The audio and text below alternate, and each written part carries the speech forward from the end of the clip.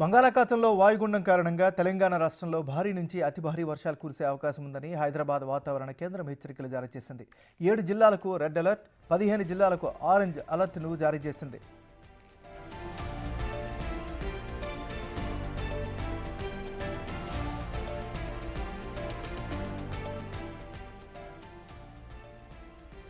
IMD భారీ వర్షాల నేపథ్యంలో హైదరాబాద్ ప్రజలు అప్రమత్తంగా ఉండాలని హైదరాబాద్ కలెక్టర్ అనుదీప్ సూచించారు.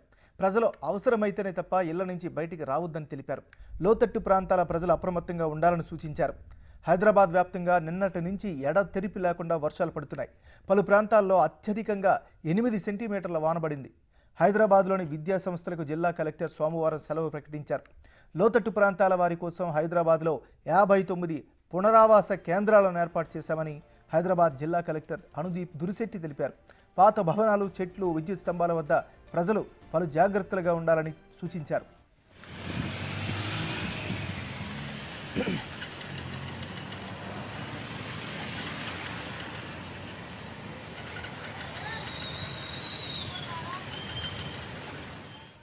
భారీ నుంచి అతి భారీ వర్షాల నేపథ్యంలో ప్రజలు అప్రమత్తంగా ఉండాలని సీఎం రేవంత్ రెడ్డి సూచించారు.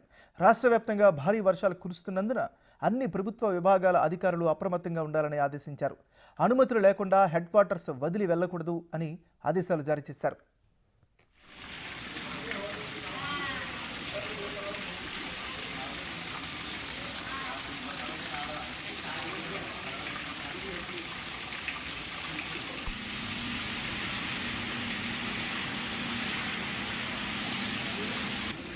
ये नहीं बचा तुम्हारा वो नहीं है वो पर कंप्लीट कर दो।